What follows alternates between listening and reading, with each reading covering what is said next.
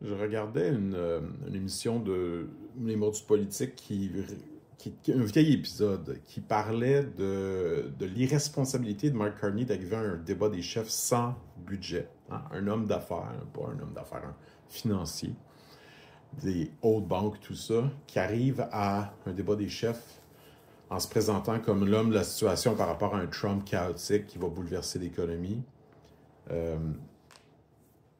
Sans budget. Et là, maintenant, on va se ramasser avec un plus gros déficit que jamais et aucun gain par rapport à la problématique de Trump, aucune stabilité de ces choses-là. Et puis là, récemment, il s'est fait pogner par Poilievre d'une façon, mais en fait, il s'est pas fait pogner. Il a carrément, il s'est lui-même tiré une balle d'en face. Poilievre lui a posé une question en français à la Chambre des communes et il a répondu en anglais. Et pour moi, ça, c'est totalement exemplaire de la problématique du coast to coast. Et je vous ferai remarquer que c'est un peu la même affaire que le discours islamiste au Moyen-Orient. Je ne me souviens plus comment ils disent ça. Je pense qu'ils disent from coast to sea. C'est essentiellement la référence à la plage, comme la Gaza, cette plage-là, et une mer qui est un peu plus à l'est, et qui est une façon de dire on veut éliminer les Juifs du Moyen-Orient, c'est pas une explicite mention d'un génocide, mais on s'entend que plusieurs autres citations vont dans ce sens-là. Évidemment, les Anglais ont fait des génocides. D'ailleurs, la déportation des Canadiens et des Acadiens est considérée comme un des premiers génocides enregistrés de l'histoire moderne. C'est-à-dire que vraiment, il y a une attitude systématique dans la façon de vouloir éradiquer certains peuples. De même qu'on l'a vu dans la loi sur les Indiens, la façon de mettre les Indiens en réserve, etc. Les Britanniques ont une façon de fonctionner qui est très unilinguiste, uniculturelle. On s'impose, on a raison, vous avez tort. Pareil, comme les islamistes peuvent le faire beaucoup. Et donc, oui, quand on regarde, par exemple, l'alliance entre les États-Unis et Israël, puis tu vois l'espèce de façon monolithique de fonctionner de l'anglosphère, puis là, tu vois un peu la même façon monolithique de fonctionner des activistes trans qui s'allient maintenant aux islamistes, qui ont toutes finalement cette espèce de façon de fonctionner, d'imposer une espèce d'uniformité par la conformité, là, pas de respect de la diversité qui mène à une plus grande unité. Non, on est vraiment dans un mode de je m'impose, j'ai raison, t'as tort. Ce qui est un peu peut-être une problématique des monothéistes, mais de d'autres tendances radicales, c'est-à-dire il y a juste une vision, c'est la mienne. Pourtant, quand tu regardes l'histoire, Jésus c'était un juif et Jésus est un prophète musulman. Donc, le judaïsme, le christianisme puis l'islam, c'est quasiment la même religion. C'est plus... c'est un peu comme, je sais pas, moi je comparerais ça quasiment à la différence entre les Québécois et les Français dans le sens linguistique du terme, c'est-à-dire, est-ce que le québécois et le français sont deux langues distinctes ou c'est juste des accents, des régionalismes, des dialectes, whatever? Un peu de la même façon, est-ce que vraiment ces trois religions-là sont des religions distinctes ou c'est pas juste un peu le même format, la Torah qui devient la Bible, qui devient le Coran, là, mais ils sont imbriqués l'un dans l'autre. Mais je parlais de ça parce que je trouve que l'analogie est parfaite pour moi, c'est-à-dire l'analogie de Carney qui répond en anglais à Poilievre, parce que dans le fond, c'est comme si c'est toujours par défaut l'anglais, et puis que le français n'est que performatif. Hein. La raison pour laquelle les anglophones parlent français, c'est juste pour se donner un look, pour avoir l'air cool, pour avoir l'air éduqué, pour aller gagner des votes. Hein. Carney est rentré au pouvoir beaucoup avec le Québec. Donc, c'est performatif dans le sens où c'est pas sincère, ça vient pas spontanément d'eux, et c'est surtout pas poli ou respectueux de quoi que ce soit, parce que à la Chambre des communes, dans un contexte très officiel, tu te fais poser une question en français dans un système bilinguiste, comment ça se fait que tu réponds en anglais? C'est n'importe quoi. Puis Radio-Canada, qui est une société d'État, a clairement démontré que le nombre de fois qu'il répond en français est extrêmement bas. Je pense que c'est 18%. Et donc, autrement dit, toutes ces façons d'intervenir, puis il n'a même pas l'intention de changer, il l'a dit clairement. Il y a un reportage qui a été fait par Radio-Canada, encore une fois, une société d'État fédérale qui dénonce ça en disant, ben regarde, tu sais, le gars, il va même jusqu'à dire, il y a moins de français, c'est normal, je parle plus anglais. Oui, mais de là à le faire à ce pourcentage-là, et de là à ne pas donner l'exemple en prenant le pas, en améliorant ton français, etc.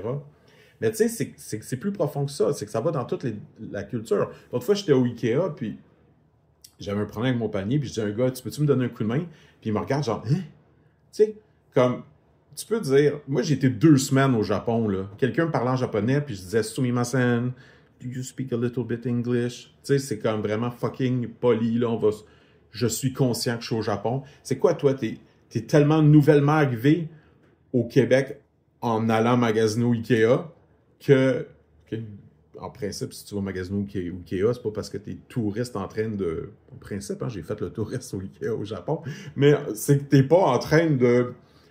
T'es pas nécessairement nouvellement arrivé, là. Tu viens de chercher un meuble dans ton appartement, là. Tu habites ici, là. Tu dois savoir au minimum que le français existe. Puis que si quelqu'un te dit un petit mot en français comme « Désolé, peux-tu m'aider? » Tu sais, « Excuse-moi, peux-tu m'aider? » Tu devrais être capable de dire « Désolé, je ne parle pas français. » Tu sais, comme genre la base, là. Tu sais, mieux que moi 2 semaines au Japon, là. Mais non, c'est des... Hein? Puis des parents à l'école, je vais reconduire mon garçon, puis je dis bon matin, puis ça me regarde comme... Genre, ça c'est pas ce que je dis. Hier, j'étais au Costco, une femme, je dis, sais-tu, si on a du romarin ici, elle me regarde, elle me sourit, puis elle continue à marcher. Je dis, you don't speak French? Elle fait, no. Tu peux le fucking dire, là. Tu sais, tu peux dire, sorry, I don't speak French. Tu peux dire, désolé. Tu peux dire, je m'excuse. Je sais pas. Un minimum. Au moins, une espèce de reconnaissance. Mais cette espèce d'arrogance-là qui voit l'autre comme coast to coast, c'est-à-dire, je te dis, pour moi, la formule, elle est très parlante, là, parce que les Anglais, on dit, tu sais, d'un océan à l'autre. Au Canada, on dit d'un océan à l'autre.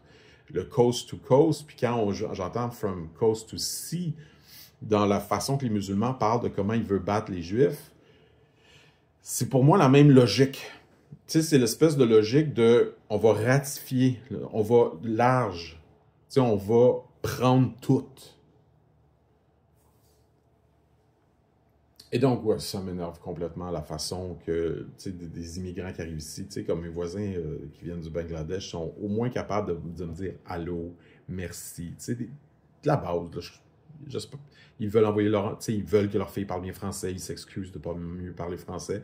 Ils sont conscients, le fait qu'ils ne parlent pas français puis qu'on se parle en anglais, c'est fatigant, mais au moins, tu sais, j'ai du respect pour eux puis je les aime comme voisins puis on s'entend bien parce qu'au moins, ils ne sont pas dans le déni qu'on est dans une nation francophone. Mais tu sais, le problème de Gaza, il est très similaire en réalité. Il est exacerbé par un radicalisme, un fanatisme religieux. Il est exacerbé par des considérations historiques complexes. Hein. Les Juifs ont été chassés de là il y a longtemps. On le voit très bien dans la Bible qu'ils habitaient là avant. Et il y a comme un retour aux sources qui a été fait avec le projet sioniste. Et puis, tu sais, moi, personnellement, le sionisme en soi, j'ai pas tant de problème avec ça dans le sens où l'idée, c'est de dire, ben, comme les Juifs ont plus de terre, fait qu'on peut-tu trouver une forme d'accommodement de façon à ce qu'ils peuvent habiter à nouveau là. Il y a quand même un certain problème dans le sens où ils l'ont fait en donnant de façon unilatérale, tu sais, comment c'est arrivé l'historique, là, si tu connais pas l'historique. Ça commence à peu près avec la bataille de Jérusalem en 1917, durant la Première Guerre mondiale, puis les Anglais le prennent. Ultimement, toute cette région-là, ça s'appelait l'Empire ottoman. Okay? Et ça a été morcelé après la Deuxième Guerre mondiale. Et depuis, on n'arrive comme pas à recoller les morceaux, puis ils sont tous en chicane, puis bon. Mais à la base, c'est là que c'est parti. Donc, 1917, bataille de Jérusalem, on prend Jérusalem, et c'est comme si ça appartient aux Anglais à partir de là, un peu comme la Corée puis du Nord et du Sud, qui étaient occupés par les Japonais, ont été donnés aux Russes puis aux Américains après la Deuxième Guerre mondiale, un peu comme la division à Berlin puis l'Allemagne communiste, l'Allemagne américaine aussi. Mais évidemment, le but étant d'éventuellement redonner ça à une gouvernance locale, machin. Mais non, ce qui s'est développé en Angleterre, qui ont pris Jérusalem, c'est l'idée sioniste de dire, ben, on va utiliser l'opportunité que là, maintenant, on a cette terre-là pour faire un projet juif et redonner une terre aux Juifs, excuse-moi, pour qu'ils puissent créer l'État d'Israël. Bon. Jusque-là, l'idée est bonne, dans le sens où, bon, on a une diaspora, on a des gens qui ont vécu un génocide, Hitler a essayé de tous les exterminer, machin. Donc, OK, on peut comprendre la bonne intention. Évidemment, c'est tout dans le comment c'est fait. Grosso modo, pour continuer l'histoire de la bataille de Jérusalem, c'est donné à l'ONU en encourageant que l'ONU, qui est un pouvoir avec le Conseil de sécurité américain et tout ça, une espèce de nouvelle gouvernance mondiale à partir de 1945. Donc, Première Guerre mondiale, défaite de l'Empire ottoman, prise de Jérusalem. Deuxième Guerre mondiale, génocide envers les Juifs. Solution après la Deuxième Guerre mondiale, création de l'ONU, et on va leur donner un territoire. Ça s'est fait quasiment en même temps. Le vrai problème, à mon avis, est venu des land grabs, c'est-à-dire que après, qui était déjà un peu problématique de juste aller redonner l'État d'Israël comme ça, en chassant essentiellement les populations, mais on peut s'entendre, on voit beaucoup de preuves que dans l'État d'Israël, il y a des musulmans, puis que dans leur territoire, ça se passe bien. Les land grabs ont fait une espèce d'expansion qui, elle, est beaucoup plus problématique. Et là, la frontière est comme toujours en train de bouger. Puis ça, c'est nécessairement quasiment la définition de la guerre, une frontière qui bouge. Et bon, moi, je viens de l'anthropologie. En anthropologie, pas mal tout le monde est d'accord que la solution à deux États, c'est la meilleure solution. La Palestine doit avoir son autonomie pleine et entière. Et je ne suis pas convaincu que les Israéliens et même les sionistes sont en désaccord avec ça. Ce qui se passe vraiment plus concrètement, c'est que dans le fond, le Hamas a déclenché la guerre explicitement en faisant à peu près 2000 morts, en tuant des familles, des enfants. Le Hamas sont des dégueulasses, en passant. Si tu n'es pas capable de comprendre cet aspect-là dans l'équation, vraiment, il faut que tu regardes un peu les faits, là. Parce que le Hamas utilise des enfants comme boucliers en se promenant dans la rue. Ils ont pris tout l'argent qui était fait pour rebâtir finalement la Palestine, pour se créer un réseau de tunnels pour pas qu'ils soient trouvables, pris le contrôle de la Palestine, utilisent leur population d'otages. Beaucoup de problèmes du Hamas. Mais évidemment, le problème, c'est plus de dire, ben là, oui, mais le peuple palestinien, lui, il faut qu'il soit libéré. Free Gaza, je suis 100% d'accord avec ça. Mais Free Gaza de quoi? Ben, des deux. C'est-à-dire qu'il faut Free Gaza de l'emprise israélienne, mais aussi du Hamas. Elle est là toute la problématique.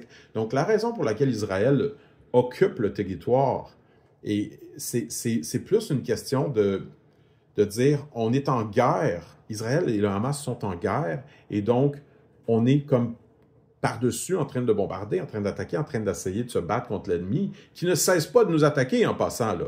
Le Hezbollah continue à pitcher bon, il a arrêté récemment. Même le Hamas parle de libérer les otages. Tout ça est bien beau et on espère que c'est vrai, même si, bon, il y a toute l'espèce de narcissisme de Trump qui se cache derrière ça, de vouloir être le fameux chrétien qui apporte le pardon de Jésus entre les deux peuples historiquement liés, que sont les Juifs et les musulmans, et historiquement les chrétiens dans le milieu. Hein. Donc, la séquence, c'est judaïsme, christianisme, islamisme. Donc, ça, c'est la séquence historique, et donc, le christianisme se ramasse un peu entre les deux. Et donc, fait un pont. Et étant donné que dans le message de Jésus, la notion de base, c'est le pardon, œil pour œil va rendre le monde aveugle, comme disait Gandhi, ben, l'idée, c'est de réconcilier. Et donc, Trump veut le prix Nobel de la paix, tout ça. Mais il faut quand même comprendre le contexte. Donc, quand on dit, par exemple, Free Gaza, bien sûr, on veut la paix pour tous les êtres humains sur Terre. Mais la problématique est vraiment entre le Hamas et l'État sioniste. Puis comment ils ont un rapport au territoire. Donc, par exemple, quand Greta ou la Québécoise, récemment, j'ai oublié son nom, qui sont allés en bateau, mais tu sais, qui a été arrêté par Israël. Hier, je parlais à quelqu'un, je parlais de ça, puis elle dit « J'espère que Greta va bien. L'État d'Israël ne l'a pas tué. » De quoi tu parles? Pourquoi l'État d'Israël l'aurait tué? Tu sais, ça montre vraiment comment il y a une mauvaise compréhension de c'est quoi l'État d'Israël, là. C'est pas des nazis, là. Ils sont pas en train d'essayer de tuer tout le monde qui sont contre leur projet sioniste. Ils défendent leur idée, leur droit d'exister en tant qu'État, mais le problème n'est même pas là. C'est que tu es rentré dans une zone de guerre. Selon les lois de la guerre, il y avait complètement le droit de faire ça. Parce que là, il y avait un bateau qui rentrait. Puis là, le Hamas reçoit de l'argent, des munitions, des armes. Donc, c'est sûr qu'il y a une préoccupation de l'État d'Israël de dire « T'es qui, toi, dans ton bateau pour rentrer de même? » Puis là, après, ouais, ben là, nous autres, on veut juste apporter des trucs. Ouais, mais on a des organismes militaires. Puis là, évidemment, il y a beaucoup de débats à savoir qu'est-ce qui se passe exactement au niveau de l'aide militaire. Mais de prendre d'emblée une position qui dit qu'Israël est dans le tort, puis qu'Israël empêche l'aide humanitaire de se rendre au peuple palestinien, moi, je ne suis pas d'accord avec cette position-là par défaut, parce qu'on sait que le Hamas sont des dégueulasses. Puis tu sais, si tu veux mon avis, même si je suis capable de reconnaître qu'Israël peut avoir commis des crimes de guerre, qu'il y a des problématiques dans les land grabs, qu'il faut vraiment qu'Israël lâche le pied du gaz et qu'Israël fait 100% partie de la problématique dans l'équation, si tu veux mon avis, c'est sûr que je trouve que le Hamas est pire. Le Hamas, c'est dégueulasse ce qu'ils font. Donc là, après, Israël rentre dans une logique de guerre, puis il y a des règles au niveau du droit international. Et là, est-ce qu'il est en train de rentrer dans les zones du crime de guerre? C'est possible. C'est possible que Netanyahou soit lui aussi un esti de trou de cul. Sauf que ça n'enlève rien à quel point le Hamas, c'est des crises de fanatiques mongols débiles qui veulent tout détruire et qui prend sa propre population en otage et qui, justement, peut utiliser n'importe quel contexte des enfants comme des shields, de l'aide humanitaire comme façon de manipuler l'opinion publique.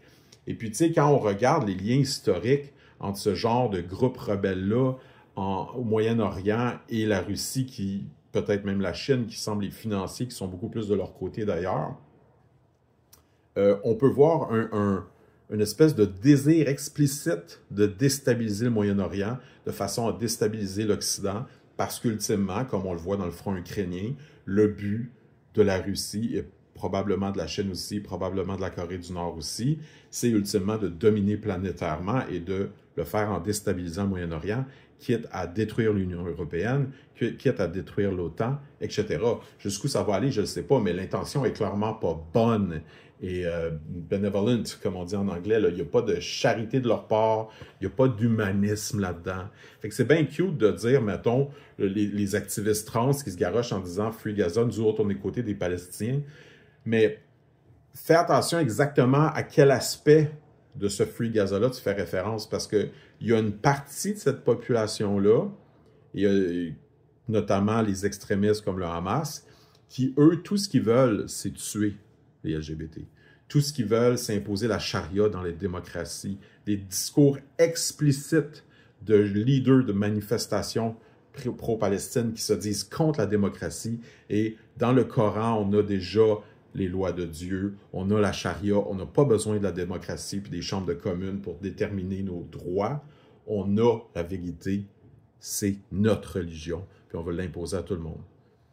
Puis penser que ça, c'est être extrémiste, c'est juste, je ne fais littéralement que citer des extrémistes que j'ai entendus plusieurs fois. Donc, ce qui est extrémiste, c'est eux. Et ce n'est pas extrémiste de reconnaître leur intégrisme, leur extrémisme, leur radicalisme et le désir qu'ils ont de convertir tout le monde à leur façon de faire. Que ce soit des Anglais qui veulent écraser les Indiens, les Autochtones, les Acadiens, ou que ce soit l'islam qui veut écraser les Juifs, c'est du pareil au même. C'est un peuple qui pense un peu comme un trans, que moi, j'ai le droit d'aller dans la toilette que je veux, personne ne peut rien me dire, mais moi, je vais te dire comment parler puis comment utiliser les pronoms, parce que moi, j'ai le droit de dire à tout le monde quoi faire. Et cette espèce de logique-là de deux poids, deux mesures, elle est problématique dans tous les extrémistes, qu'ils soient LGBT, qu'ils soient islamistes, qu'ils soient de l'anglosphère unilingue impérialiste américaine, c'est toute la même hostie de marde. Oui, la solution, c'est l'amour. Oui, il faut trouver le pardon dans son cœur et cesser les cycles de violence. Mais il ne faut pas être naïf. Si la solution, c'est l'amour, ben, la compassion, c'est aussi d'empêcher le violeur de poser à l'acte. C'est aussi d'empêcher le nazi de dominer toute l'Europe. Et donc, on a bien fait d'aller péter la gueule aux nazis durant la Deuxième Guerre mondiale, tu comprends? Pas parce qu'on a fait une attaque préemptive en pensant que, oh, leur idéologie est problématique, il faudrait leur péter la gueule avant qu'ils passent à l'acte. Non, parce qu'ils passent à l'acte. Et c'est ça qu'on juge, l'action. Et c'est pour ça qu'il y a une société de droit, puis c'est pour ça que ça prend une démocratie puis une chambre des communes pour déterminer les règles de partage de la société, parce que c'est pas vrai que la charia va venir par-dessus la Bible, puis c'est pas vrai que la Bible va venir par-dessus la charia, puis c'est pas vrai que la Torah va écraser le Conseil de sécurité des Nations Unies, whatever. il y a pas de texte sacré qui va au-delà des lois qui visent à ce qu'on puisse vivre ensemble en partageant la terre, les ressources, la vie, en laissant chacun librement pratiquer sa religion. Ça, c'est parfait. C'est parfait, tu as le droit à ta liberté religieuse. Mais dès que tu entres dans le côté de « je vais t'imposer mon idéologie trans, je vais t'imposer ma langue anglaise, je vais t'imposer ma religion musulmane, je vais t'imposer ma religion judéo-chrétienne, whatever », c'est tout du pareil au même. Tu n'es plus du tout dans le vivre et laisser vivre. Plus du tout. Donc, à un moment donné, il faut comprendre c'est quoi qui est en jeu ici, là, dans tous ces conflits-là. C'est un peu du pareil au même tout le temps. Fait que oui, Free Gaza, 100%. Mais Free Gaza from Hamas, notamment. T'sais? Et non pas Free Gaza, on va reprendre tout le contrôle du Moyen-Orient puis on va exterminer tous les Juifs.